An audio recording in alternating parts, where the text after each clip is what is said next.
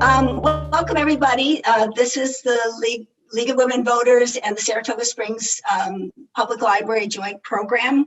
My name is Chris Alexander. I'm a librarian at the Saratoga Springs Public Library. And the program is called the Presidential Election 2020 and Beyond.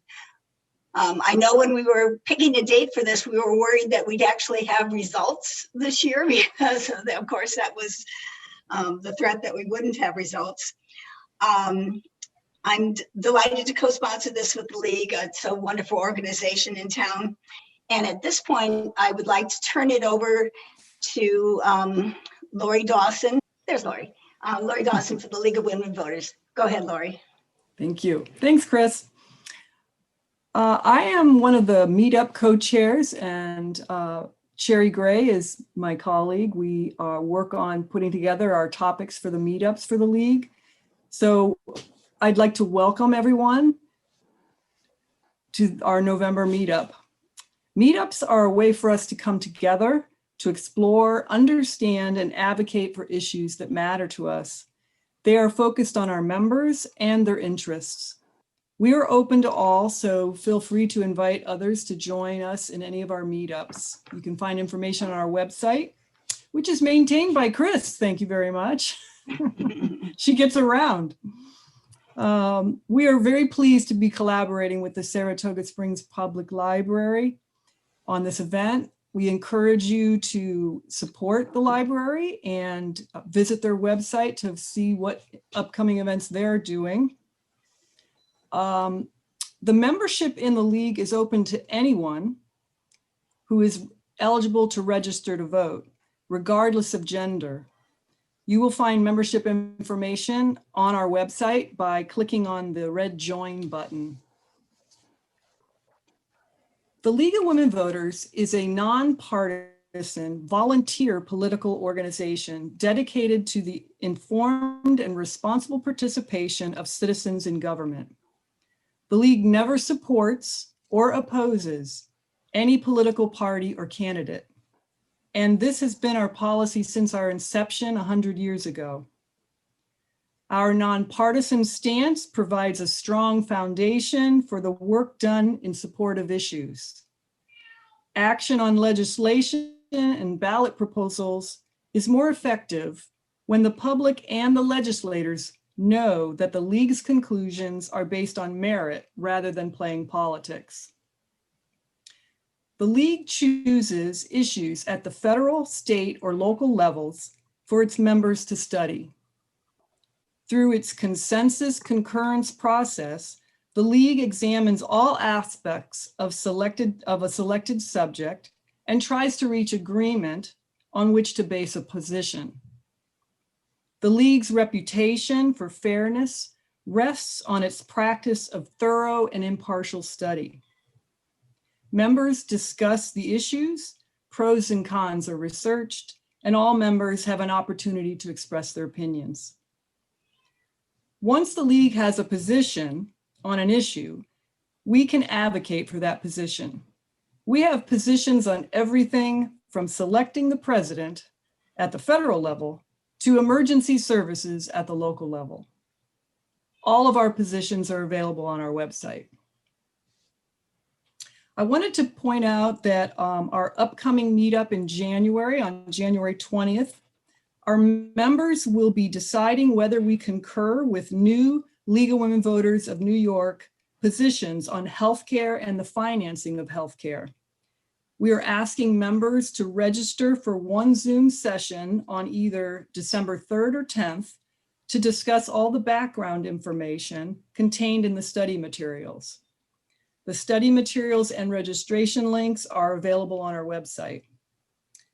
You will need to become a member if you would like to participate in these discussions, so we invite you to become members. All right. Tonight, we are looking at an analysis of the 2020 election results and what lies ahead for our elections. I am pleased to welcome Christopher Mann, Assistant Professor of Political Science at Skidmore College. Chris, take it away. Thank you, Lori, and thank you, Chris. I'm happy to be back. I did a similar event back in 2018.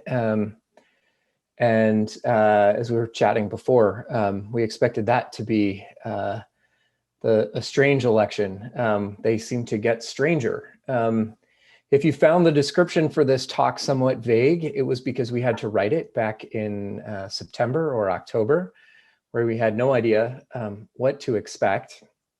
I'm going to talk about a few things here, some that may be familiar, probably are familiar to this audience, and hopefully some that are not familiar, and then open it up for questions at the end. Before I dive in, I will say that I am especially glad to be participating in this on several levels. One, I've been thinking about the League of Women Voters itself. I'm reading with my daughter, Finish the Fight, which is probably familiar title from the New York Times series on women's suffrage and the expansion of that through women of color. Fascinating history. They did a great job with the kids' book. So either go see Chris and check it out for the library, read it for yourself or with kids or grandkids, or it is the holiday shopping season. So that's my book recommendation for that. But I'm also glad to be here tonight because I thought this talk could be a lot more complicated than it ended up being. Not all is good with our democracy, and I will talk about that. But compared to some of the things that we might have prepared for, it's in pretty good shape. So with that, I'm going to share the screen. I can still see the chat, so put questions in, and I'll either take them as we go along. If I'm not answering them, it means that I either want to hold them till later in the talk or to the end. All right, so everybody should be able to see my slides here. Let me just get myself set up so that I can see everything I need to here. All right. So I want to start by putting this election in context of turnout. This graph is probably familiar to many people. We have about a century worth of reliable data about what turnout looks like. This is of the eligible electorate at that given time. You can see turnout rises and falls at various points. Fairly high in the post-World War II era, then slid down a little bit. We saw a big rise that everyone was quite excited about.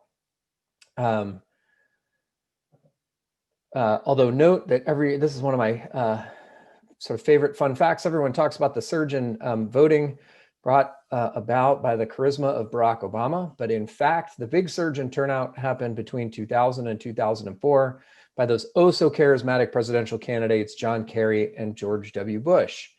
And if you're not laughing, you should be, because that story doesn't really resonate with the American public.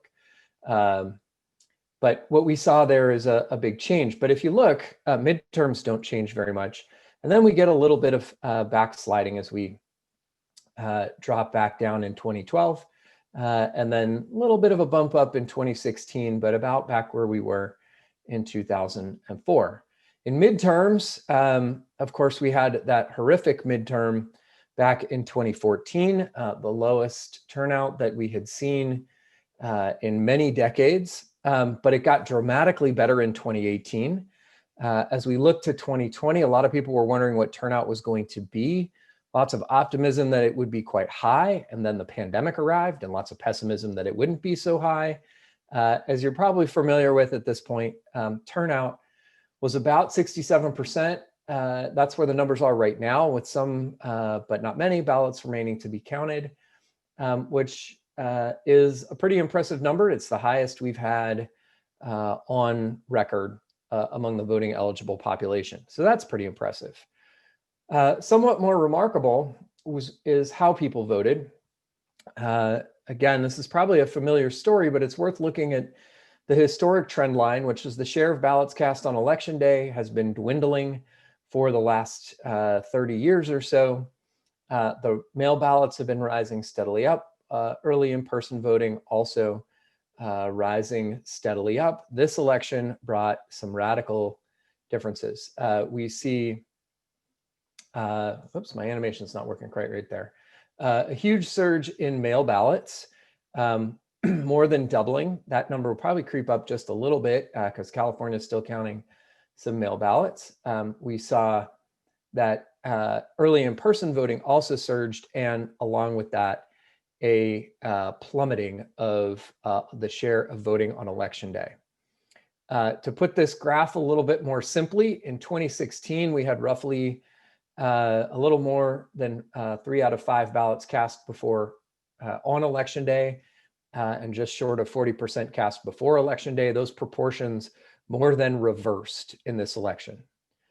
This is an election like no other that we have seen at the national level. Moreover, it happened across the board. So the darker blue here is the percent of, the darker blue means more of ballots cast. These were all calculated pre-election, but we had several states, including Oregon, Washington, Texas, that exceeded their entire 2016 turnout well before election day. Not surprising in Oregon and Washington, where they vote by mail and added automatic voter registration. So they expanded their voter rolls significantly over the last 4 years. Similar story in Colorado, New Mexico, with AVR adding to all mail ballots in Colorado's case, heavy use in New Mexico, as well as early voting. Texas is largely a story of being a swing state. But some of these other states like Nevada surge, they mailed everyone a mail ballot. Ditto for New Jersey and Vermont out here in our neck of the woods. Some of the other states are not surprising. They were swing states that saw huge surges in the number of mail ballots. Oh, I forgot Hawaii. Shouldn't forget them. They also are an AVR state that mailed, automatic voter registration state that mailed everyone a mail ballot. But just a huge, huge change in the way many of these states conducted their elections that will have profound impacts on the debates ahead about how we continue to conduct elections. And as I'll talk about a little bit later, of course, the method of voting got highly polarized in a way that we have never seen before around methods of voting. Sometimes in some places, we've seen mail ballots be to the advantage of Democrats, sometimes some places to the advantage of Republicans. Same thing for early in-person voting. But the dramatic divergence because of Democrats encouraging the use of mail ballots and President Trump in particular discouraging the use of mail ballots means that we have a really sharp divergence that given the state of debates about election administration and election policy means that we are probably heading into state legislative sessions where discussions about these forms of voting are likely to be highly polarized. At the same time, it will likely be informed by the fact that both sides of the aisle saw record high turnout. The first and second most ballots ever cast for a presidential candidate belonged to the two major party candidates in 2020. That is a remarkable achievement in terms of turnout and a remarkable shift from, I tell my students this all the time. When I started teaching a dozen years ago, I had all these slides in my classes about the concern about declining turnout. And I used those slides as recently as 2014, sort of, face in my hands, bemoaning the state of our democracy because nobody was participating. There are still many concerns about the state of our democracy, but the share of people participating by casting ballots is no longer at the top of that list. In fact, it's been pushed quite far down that list. This map is maybe somewhat familiar, doesn't look quite like the state maps that we're used to seeing. This makes every congressional district the same size, so it distorts our sense of the map. But it also gives a clearer picture by making all the congressional districts the same size. This is from the New York Times. The media outlets vary slightly. Democrats are going to control the House, but with a narrower majority, which will make it much more difficult to get things through. Of course, the most recent election, Congresswoman Nancy Pelosi remains the Speaker of the House into next year. She has suggested this may be her, or hinted that this may in fact be her last term. But I'll believe that when I see it. Nancy Pelosi's been pretty hard to knock out of that speaker chair. The Senate, of course, is still open, and I'll come back to talking about those gray states. People are probably familiar with this. Not exactly what was expected going into this based on polling, which I will also touch on in a couple of minutes. We are looking at, no matter what happens, a very closely divided Senate, more closely divided than the last one. So this is, of course, the story of the election overall. This should also be familiar to everyone at this point. Again, collapsing electoral college votes down to be the same size in each state, which reminds us that there are lots of geographically large but population small states in the electoral college. This shows the consensus among major media organizations at this point. I want to talk a little bit about what happened on election night, because that election night and the week afterwards, and thank goodness not much more than a week afterwards,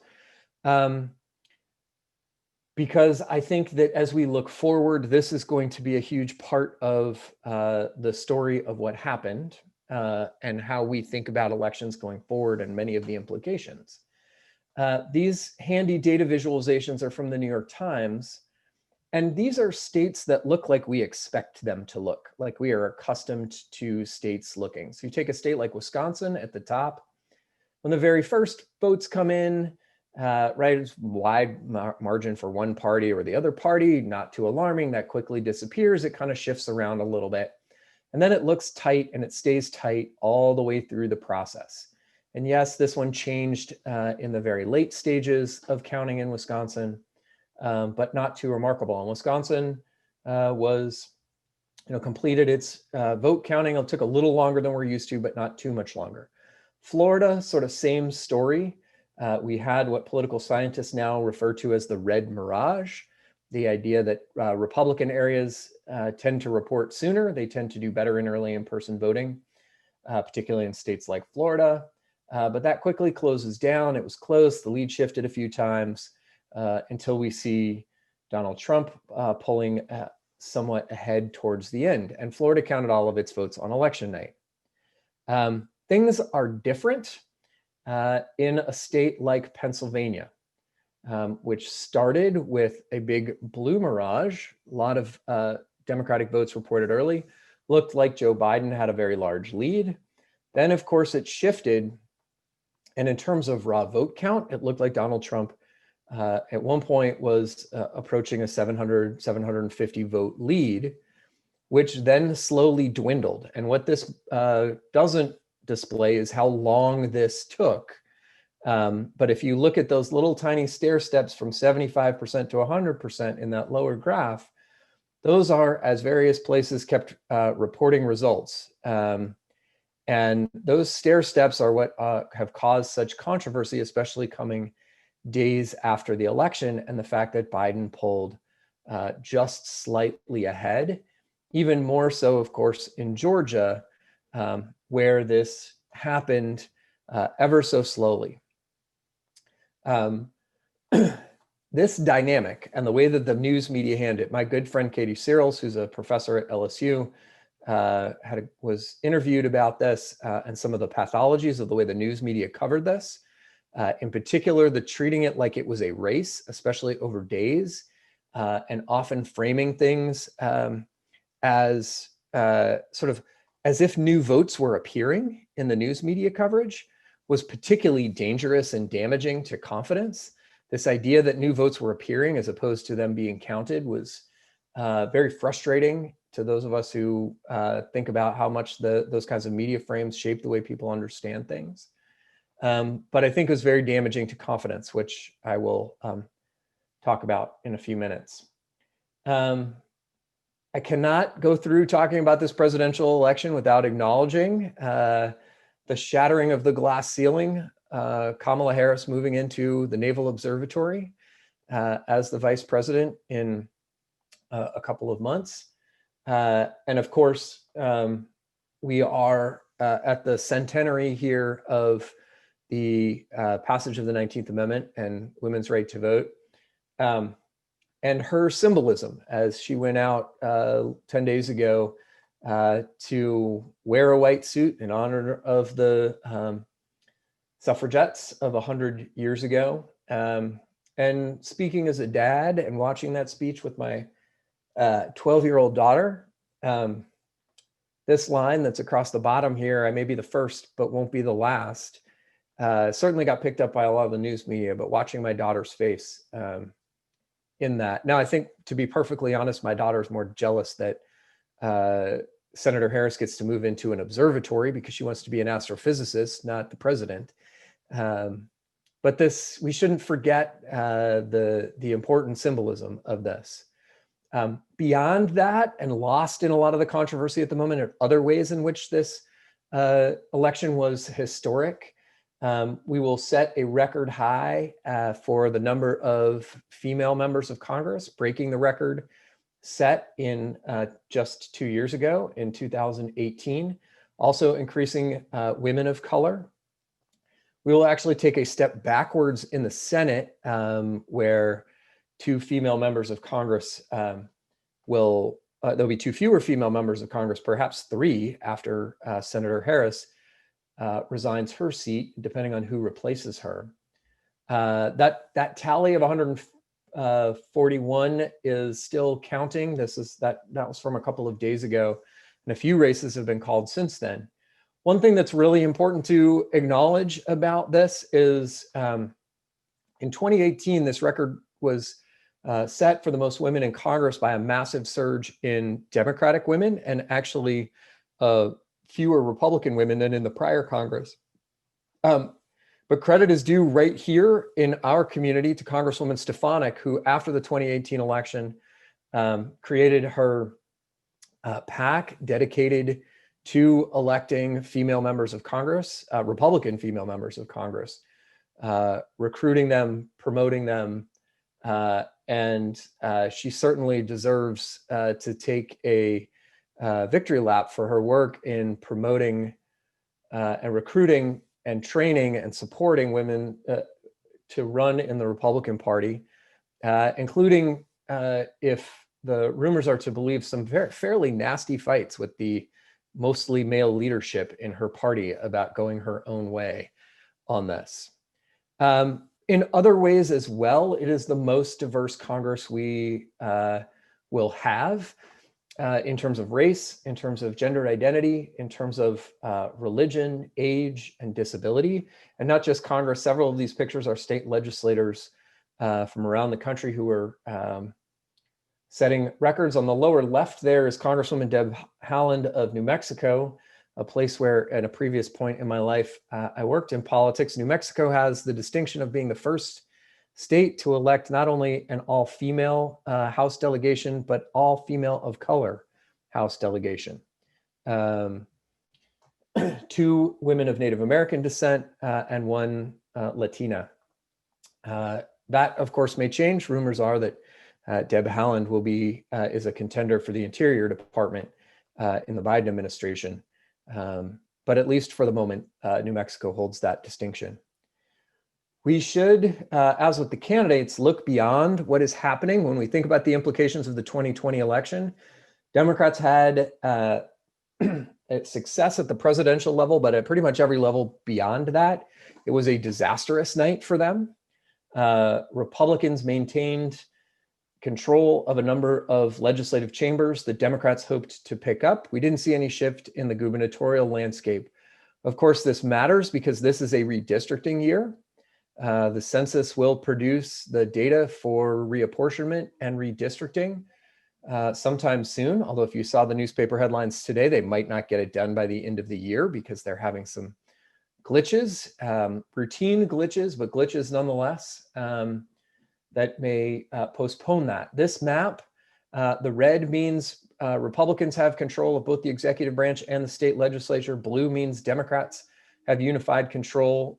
Yellow and green mean split control of the executive and legislative branches. And Minnesota holds the distinction at the moment of being the only state where different parties hold the lower and upper chambers of the state legislature. I circled this on the left here, which is pretty small, But it's notable that Republicans have unified control in states that have a larger population than Democrats do, 135 million to 120 million, with 70 million being in the split states.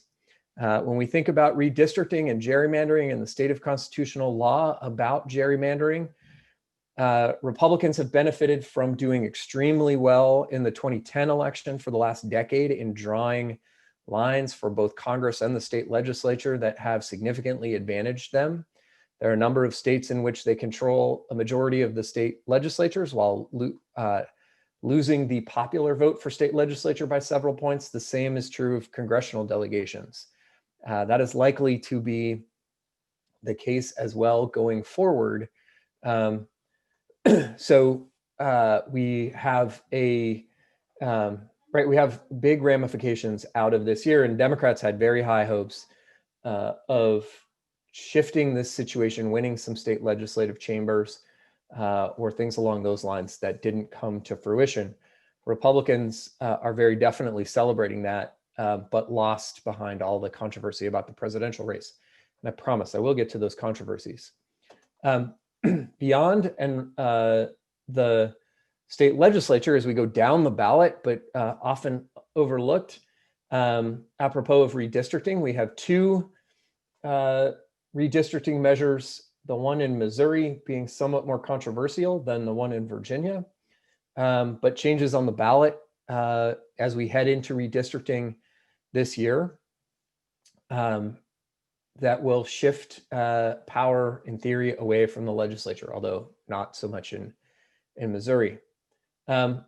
We have ballot measures that have big impacts. Probably the most famous one this election cycle, and which certainly had the most money spent on it, was the fight between Uber and Lyft and other gig companies out in California about whether they would be treated as contractors or employees. And now under California law, under Proposition 22, they will be treated as contractors, which has big implications for employment law. And since California is California, that precedent has big implications for many other places. Florida, despite President Trump winning by a fairly large margin, the raise in the minimum wage to $15 an hour, and despite considerable money spent against that, met the 60% threshold to be added to the Florida Constitution. And similarly, on social policy, Colorado Proposition 118 established paid family and medical leave as part of the Constitution there. That is not necessarily a particularly progressive program, but the overwhelming margin in a state that is purple leaning to blue, but not a notably progressive state. It has particularly in fiscal issues. A little farther down the ballot, if this whole election season has been a little much to you, New Jersey now allows you to buy recreational marijuana, so you can go and relax a little bit there. You can do that a lot closer. But if you look at the map of places where marijuana has been legalized, we are starting to get surrounded here in New York State by states that have legalized marijuana. And if that is not enough to use marijuana, you can fly out to Oregon, where they legalized hallucinogenic mushrooms as well. And these things tend to start on the West Coast, so be mindful of this trend. There were lots of other interesting ballot measures. I could talk about them for a long time, but that's not really what you are probably interested in hearing about. So let's talk about the problems we didn't have. It's easy to forget how worried we were about the Postal Service being able to deliver all the ballots. It was not flawless, but given the number of ballots that were delivered, it was a remarkable performance. Certainly some controversy about it, but none of it consequential. This image on the left here is signature comparisons. I teach a class at Skidmore in election research, and we were looking at this question with a lot of concern about this being a potential place. I at least presented it to my students. If this was going to be, signature matching was going to be the hanging chad of 2020. And unlike my students, I think most everyone on this call is old enough that the phrase hanging Chad doesn't mean a kid named Chad hanging from a playground play structure. If you're like me, it sends chills up and down your spines. Nor did we see on election day this kind of voter intimidation at the polls, disruption of polling places that was really feared. This image of potential armed protesters is the extreme version, but there was a lot of disruption. I'm not calling anybody old, Ike, other than myself. But I hang around Skidmore students, and I have to remind myself that for most of the kids in my class, not only was 2000 history to them, they weren't even born yet, which puts it in perspective, since as somebody who studies elections, Bush versus Gore is never far from my mind. Problems we did have. One is the polls. So this is 538's margin from averaging polls. If you looked at Real Clear Politics or any of the other poll aggregators, it looked the same, going in about a 7 or 8 point margin. It was considerably smaller than that in the popular vote. There is some evidence, and there was some evidence going in that we should be concerned about it. I don't do much with survey research anymore, but earlier in my career I did. And I was really nervous about this, in part because one of the polls that I was following was out at the University of Southern California. The Dornsife School was running a poll where they were asking people not only how they were going to vote, but how people they knew were going to vote. And if we look back to 2016, that question about how the people you know, people in your social circle, are going to vote actually proved to be much more accurate than asking people directly. It is not at all clear, other than that most of the problems that we diagnosed from 2016 don't seem to have been the problems in 2020. But survey research has a real reckoning coming. And part of that reckoning, this piece just came out today. This is that 538 average in gray. The yellow is the measure from the Dornsife poll. This is from the folks at the Dornsife School at the University of Southern California. This is their final poll, the yellow bar. The election outcome, as it stands right now, is in blue. But when they asked people to predict how their people in their social circle would vote, you can see that just like in 2016, it was just about spot on. It wasn't the predictor, the winner of their state. That proved to not be very effective, as it has been in the past. People are not very good at projecting far away. Now, there are some people who believe that this is because, especially with Trump being a not very socially desirable candidate in many social circles, that people felt like they didn't want to report support for him. So it's not exactly clear what the mechanism is, although I can promise you that political scientists will be trying to figure it out. But something about this reporting of the people that you know as opposed to your own preference is giving us a more accurate picture. Whether that's people lying about themselves or being more accurate about others is unclear. The big problems we have in this election cycle, of course, are the things that are playing out in front of Lady Justice in the courtrooms at the moment. Just to run down some of the headlines, I updated these this morning.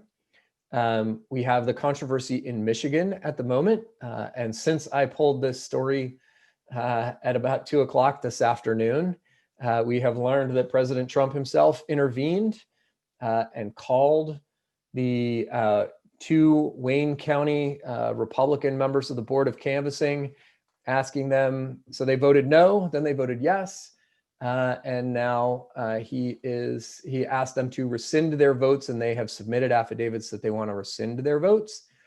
It appears that Jocelyn Benson, the Secretary of State in Michigan, is having none of that, that votes are cast and they are counted as cast, and moving on. But that is, of course, an enormous controversy. I'll talk a little bit more about it. We have the situation in Wisconsin, where Trump has formally sought a recount, but only in Milwaukee and Dane County. And I will be honest, I'm a little surprised that there is the Wisconsin allows the cherry picking of counties in that way. and would not be surprised to see that particular decision contested in court.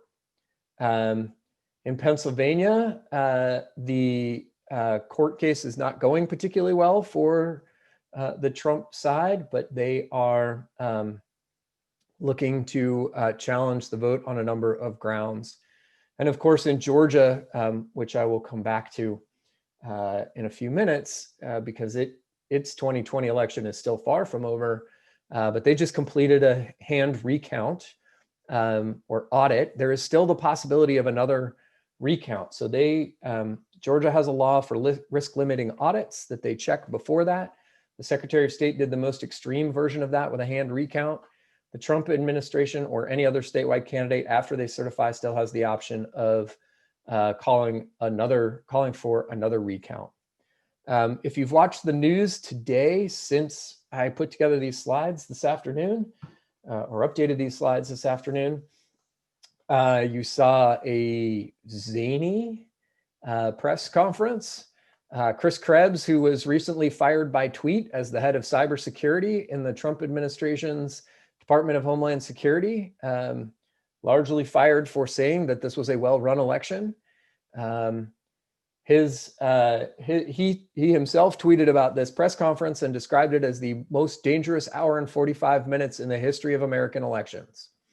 That the conspiracy theorizing and wild accusations by Giuliani and others in this press conference are getting downright dangerous to confidence in our elections. I'll talk about that a little bit more in a minute, but it's worth framing it in a schedule that many of you are probably familiar with, but that most people don't pay attention to. For most people, Election Day is November 3rd. They either stay up late or get up the next morning and expect to know the results. We didn't have that this year, but those results don't actually mean anything. The way the Associated Press counts up the votes or the other news media outlets is nothing more than a convenience and a news story. In fact, it is the certification of results that matters. That deadline across the states extends through December 14th, and I'll show you that list in just a second. There is what is known as the safe harbor date on December 8th, where as long as states certify, the reason it is called the safe harbor date is that as long as states appoint their electors by then, Congress essentially can't question that. If it gets past that, then it is more subject to congressional review. The Electoral College, of course, meets on December 14th. By December 23rd, the electoral votes must be delivered to the President of the Senate. On January 6th, the Vice President presides as we count the votes. And then, of course, on the 20th, we get Inauguration Day. It seems like the Republican strategy at this point is not to try to change the outcome based on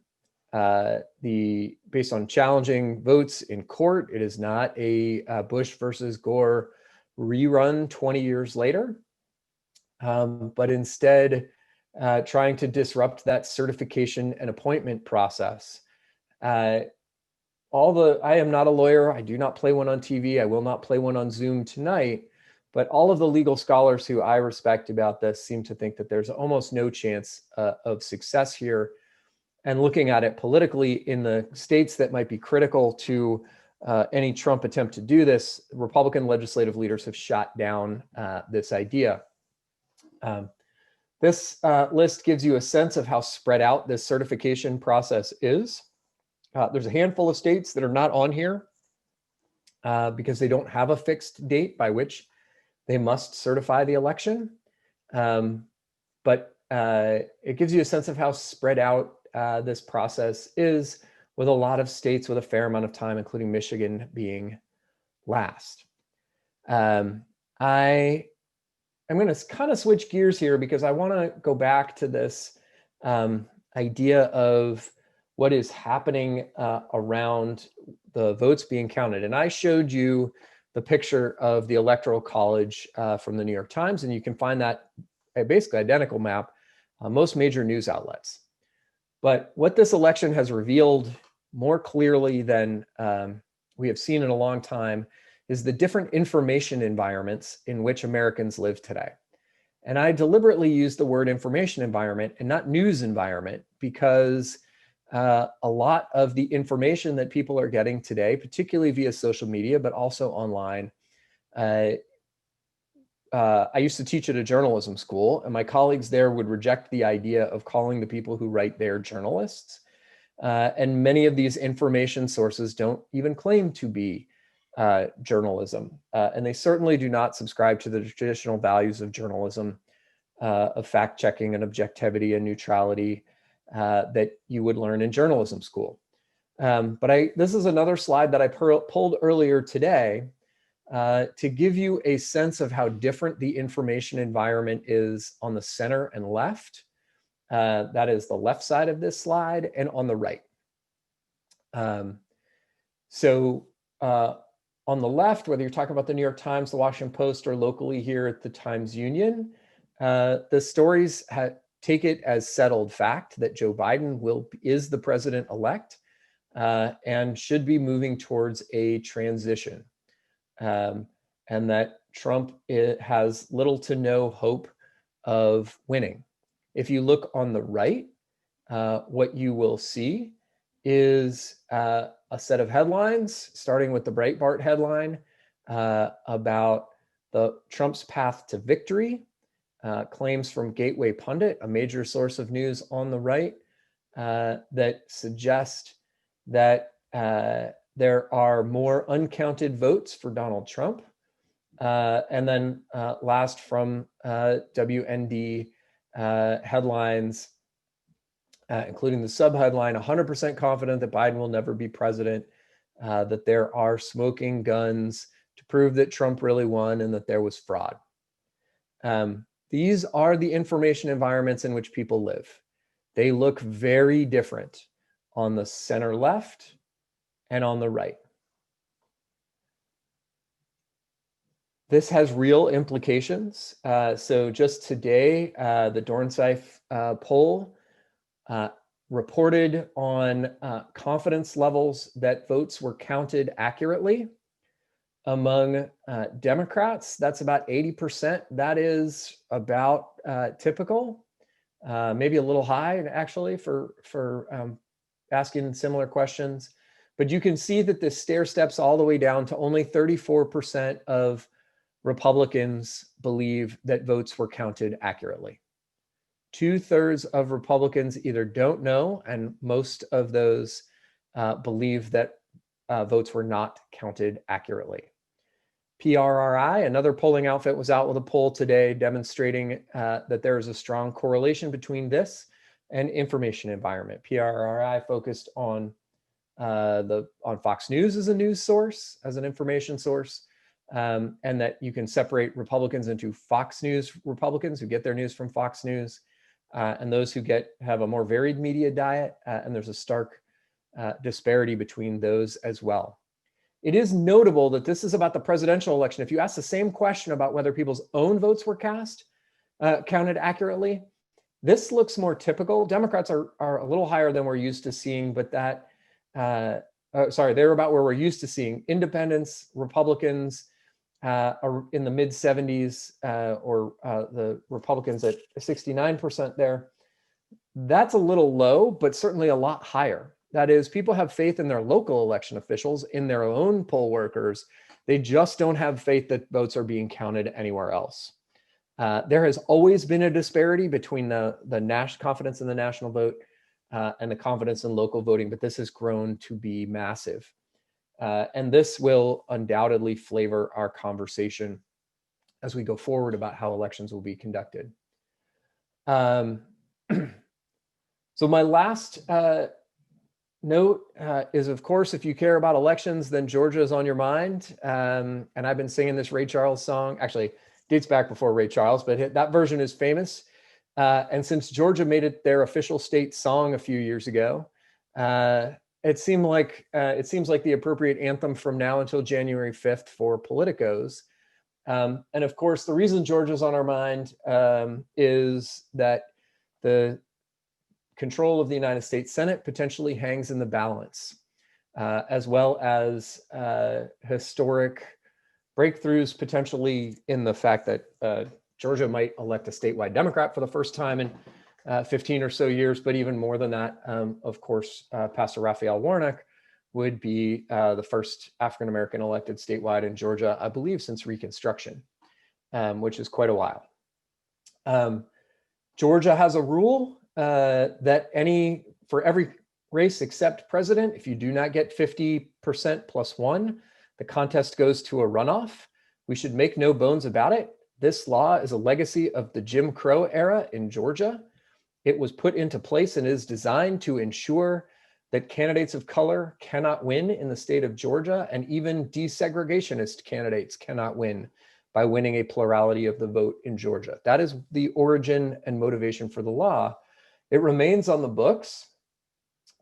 David Perdue came up just short of winning that. So both of these Senate races, the lower race that is now the runoff between Warnock and Loeffler, is to complete the term of Senator Johnny Isakson, who resigned due to health reasons. Loeffler was appointed to that.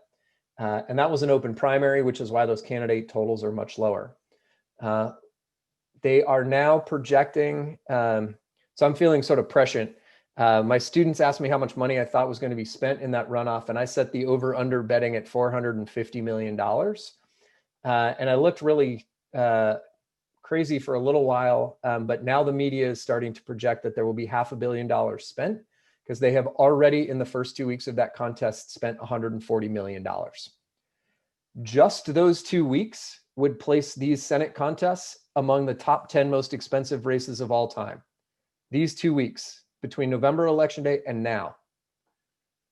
By the time they are done, they will blow the doors off of that, on top of the fact that these races were already among the most expensive in history, and would have been easily on that list prior to 2020, when we basically rewrote the record books.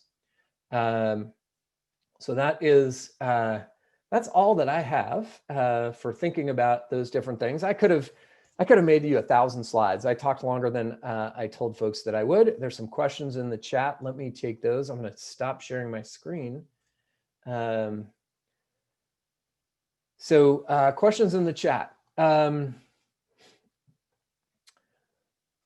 I'll take them kind of in the order they came in here. At least I'll start that way. What about Georgia? What are the chances there? Historically, it is an uphill slog for Democrats because turnout in runoffs has been whiter, older, and generally more conservative.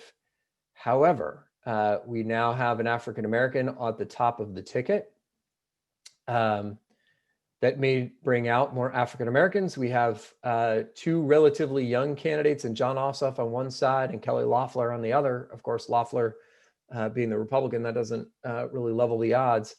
And we've also never had an election like this with this high stakes, with Georgia being a swing state. And we are already seeing a massive amount of requesting of mail ballots for that election. But ask me in a month when we're a couple of days into early voting after it starts on December 14th. And I'll tell you a little bit more about what I think the Democrats' chances are. But it is a turnout battle and it will be flooded with money. The question about, the next question here from Barb Thomas is, Saratoga County didn't vote for Trump this year, but reelected local Republicans. That is the story nationwide, that Biden did much better, had almost no coattails at any level of the ballot, whether we're talking about Senate. You know, Biden won by a fairly wide margin in Maine, and despite the polling, Susan Collins crushed Sarah Gideon in that race. Now, anybody who was betting against Susan Collins, I think, was a fool to start with, but because she's a formidable politician. But there is little question that this is the story of the election. Democrats did not have the night that they thought they were going to have, and that historically a president brings with coattails. Can the Electoral College change the outcome? it seems extremely unlikely. In the far-fetched scenario that you could reverse one state, there is no state that is sufficient. Trump needs to reverse at least 3 states or 2 states plus a handful of individual rogue electors. If we were talking about a 270 or 273 kind of electoral college margin, possibly there's room there for shenanigans. But not only do you have to run the table or pull an inside straight, or pull your gambling metaphor of good luck, Trump has to do it repeatedly and have it hold up in a way that seems extraordinarily unlikely. Trump talked about, or at least hinted that he was motivated to get Amy Coney Barrett on the Supreme Court, wanting to have a solid conservative majority.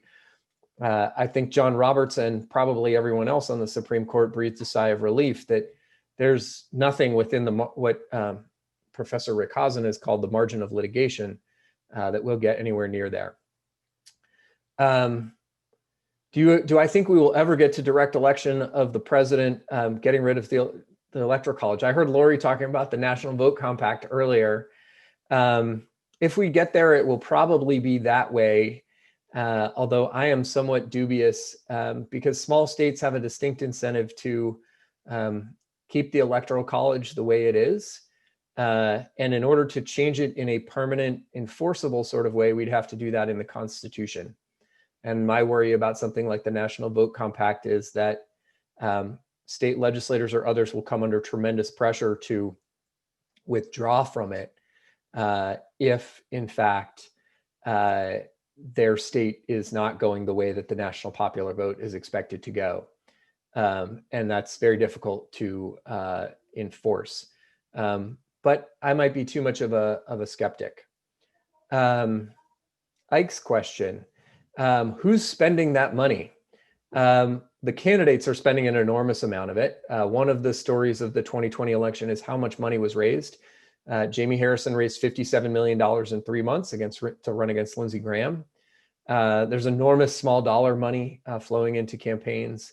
They're also the kind of dark money that we have become familiar with since the Citizens United decision by the Supreme Court changed that. So we won't know a lot of that money. I'm going to skip Christine's big picture question about what makes me optimistic about the future of democracy. I promise I will answer it, but I'm going to come back to it. The question of how we reach a point where Democrats and Republicans have the same set of facts.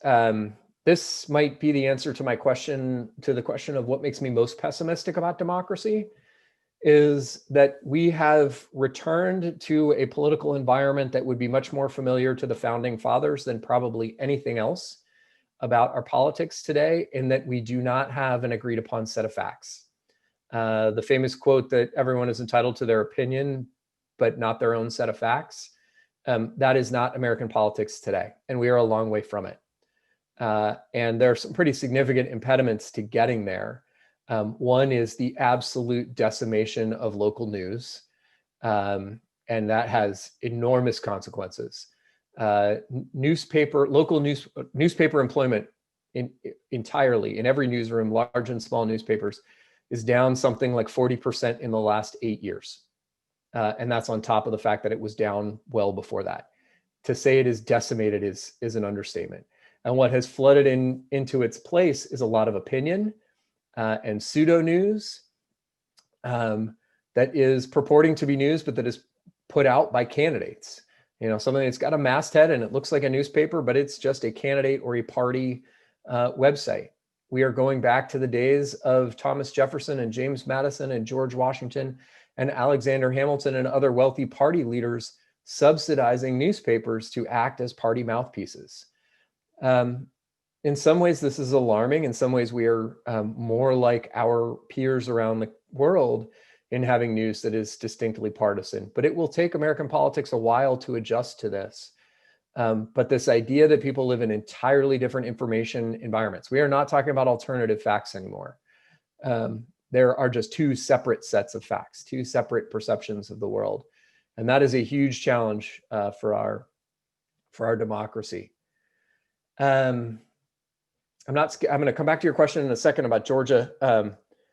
Diane, Barbara asked the question, is there any way an elector could not vote the way his or her state popular vote was totaled? Yes, there is. We had this happen in 2016. It was not consequential to the outcome, so we don't notice. But if you go look up the actual votes, we had Democratic electors who did not vote for Hillary Clinton. We had Republican electors who did not vote for Donald Trump.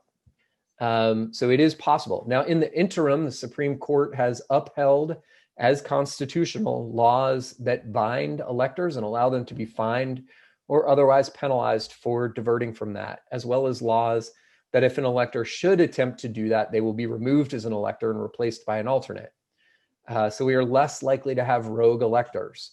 But it's why I said earlier that if we were talking about a very narrow electoral college majority, there is room for shenanigans.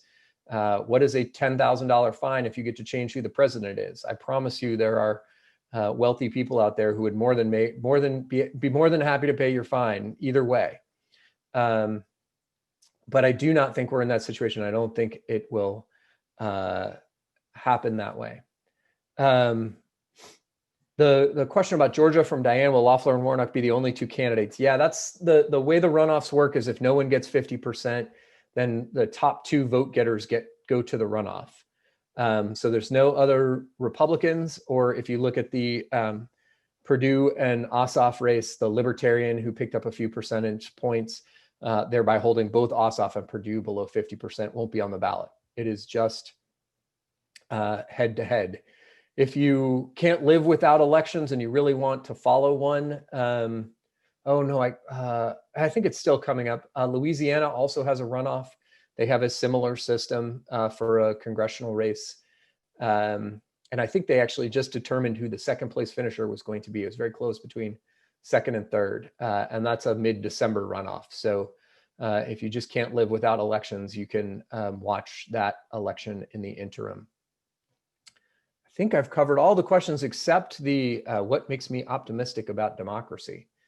The thing that makes me most optimistic about democracy, quite frankly, is that for all the fears that I had, and I'm kind of a doomsday person, so I may not be the best person to ask this to, our electoral institutions have proved remarkably resilient. There was a point earlier this summer where I was very concerned about being able to have enough poll workers. There were some jurisdictions with shortages of poll workers. But after listening to election officials complain for decades that they couldn't recruit new people, the call in the pandemic, and it certainly helped to have the civic community and celebrities and all kinds of other people finally take up this very important call to service. But we had enough election officials, poll workers to pull off the election everywhere. We certainly had, the usual share of glitches of polling places that didn't open on time, or machines that didn't work, or ballots didn't get delivered to the polling place. But given the tens of thousands of elections that we have or polling places that we have in the United States, we had remarkably few problems. Remarkably few. The Ohio State University Election Law Center tracks these things every election. Looking at complaints and that sort of thing, and this election was actually had far fewer of those kind of routine problems than we've seen. The vote counting went remarkably well under tremendous pressure and tremendous scrutiny. The other thing that makes me optimistic about it, and I was talking with students in my election research class about this, did voter suppression happen in this election? Absolutely. Were there errors made in this election because elections are underfunded? Absolutely. But what happened in a way that we haven't seen in 20 years is elections are being scrutinized. And that attention and the attention that it will draw from policymakers and from voters, some of it not healthy, because I suspect we'll have an even more partisan polarized fight about some of this. But this creaky machinery of our elections that is often neglected is getting attention in a good way from government officials, and frankly from philanthropists too. I know it was controversial, but the fact that Mark Zuckerberg and his wife dropped several $100 million on election officials to make sure this election went right, that's not a bad thing. Being adopted by wealthy folks in Silicon Valley to fund this, Or if what I am hearing from some of those corners is true, they're going to turn their funding less to direct funding and more to drawing attention, lobbying and promoting research into reforms and what worked and what didn't. I have a selfish interest in that, of course, as someone who does that research.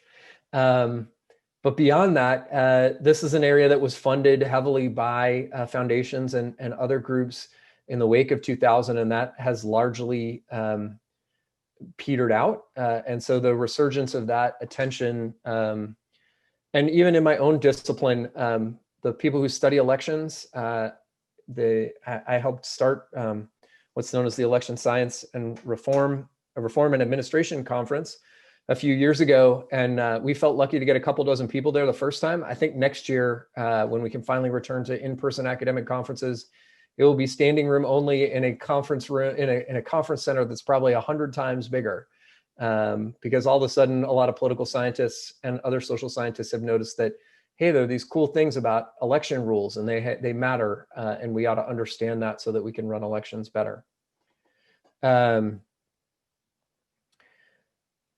Eva's question, I think I was sort of addressing that.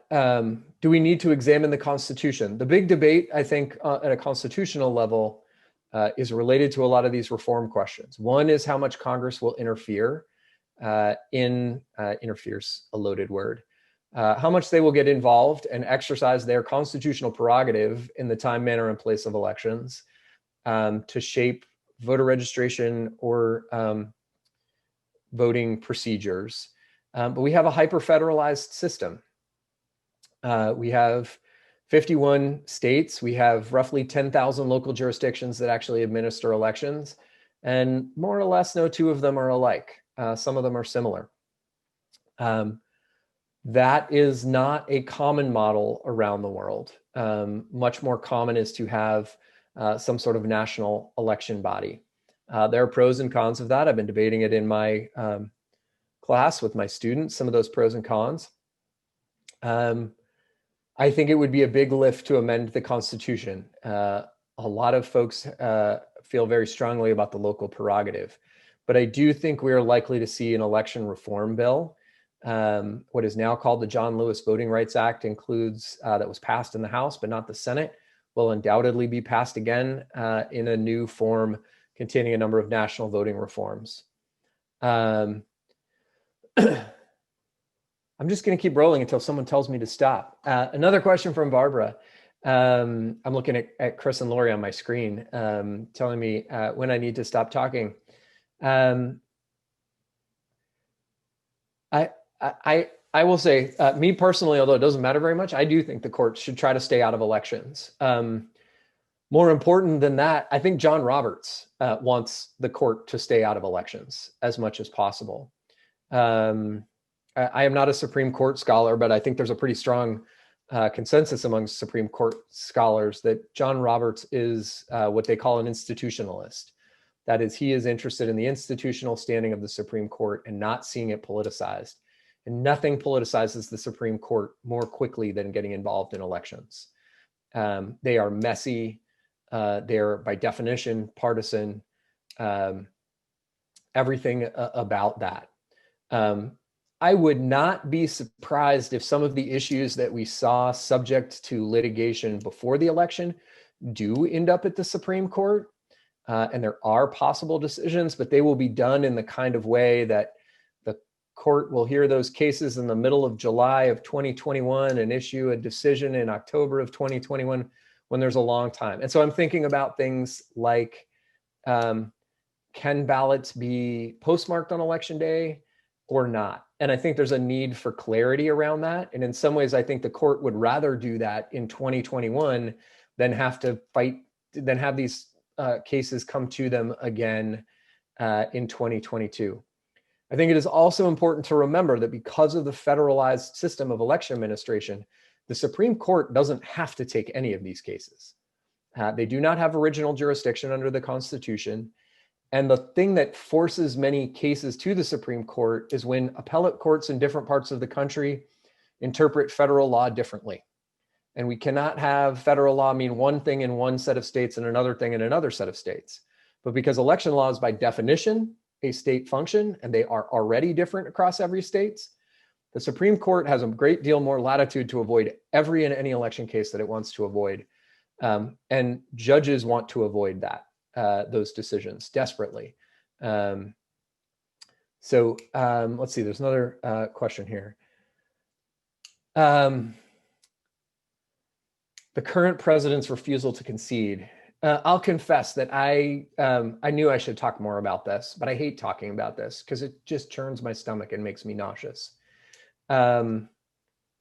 This is right, and I quoted Chris Krebs earlier, the former director of cybersecurity at DHS, of election cybersecurity at the Department of Homeland Security. This is the stuff that is dangerous. This is the stuff in showing you that Dornsife poll. It will be a long way back to restore confidence in elections. Now, winning elections does a great deal to restore confidence. And if we look at historical patterns, we can say right now, Republicans will probably have a good night in congressional and state elections in the midterm because they will be the non-presidential party, and those parties usually do have a good night. But that winning alone will not be enough.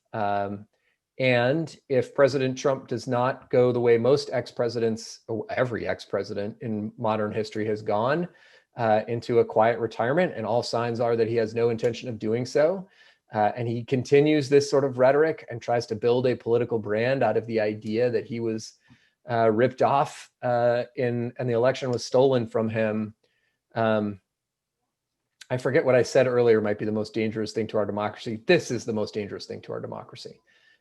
This is exactly what the Federalist Papers talked about in saying that they built a set of institutions designed to resist demagoguery. This is incredibly dangerous. And it is not, the transition is not the problem. It's the conceding. The transition is a fixable problem, and poor legislation. Right? We should have a transition that presumes a transition until someone is declared not the winner. There is no reason that major party candidates should not be getting the national security briefing, even if they aren't going to win. But the transition is too important. Our government is too complicated. The transition should probably start before Election Day for the kinds of, in particular, national security aids that will aid in a transition. I mean, at this point, the problem is we have people who will take 3 to 4 weeks to get their national security clearance before they can get the information to help write a plan to prepare President-elect Biden for what he will do when he becomes President Biden. There was a story today pointing out that the most informed person around the Biden transition team right now is Senator Kamala Harris, because she's on the Senate Intelligence Committee. So she's actually getting these briefings that President-elect Biden is not, which is some solace that somebody knows, but it is not enough to prepare. But that is fixable. That is something Congress can do and probably will do, because every Republican in Congress, including more than a few that harbor ambitions of being in power, and every Democrat who is outraged at the moment, will figure out a way to rewrite that legislation so it does not lie in the hands of one political appointee. But the failure to concede and the attacking of the election, which shouldn't surprise anyone. He did this when he won in 2016 because he lost the popular vote. But he tried to discredit that election. And the idea that he is discrediting it, this election when he has lost, is unsurprising and incredibly dangerous. And the fact that the grown-ups in the room in the Republican Party are not standing up to him is also disturbing. It gets more disturbing as it goes on for longer and longer.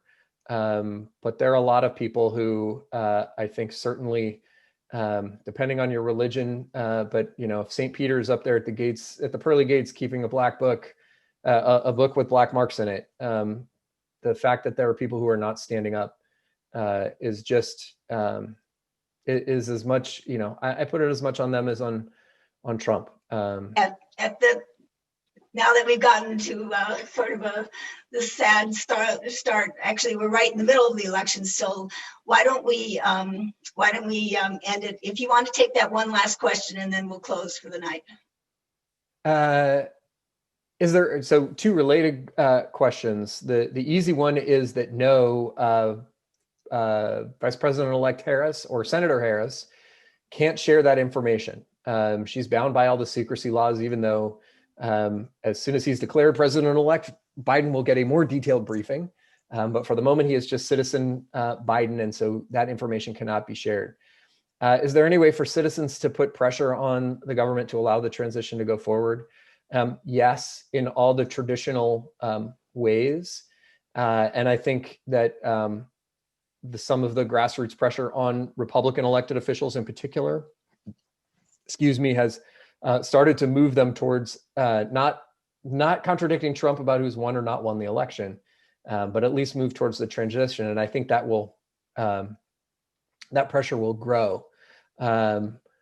Certainly reaching out to Congresswoman Stefanik, if you're like me and live in her district, just north of Saratoga Springs, that can't hurt. Unfortunately, here in New York, we don't have a lot of leverage because we don't have a lot of folks who aren't already screaming bloody murder about this. But I will, I'm gonna take my cue, Chris. I'll stop talking. I just want to thank again the League of Women Voters for sponsoring this event, the library for sponsoring this event. I really appreciate the opportunity to talk with everyone.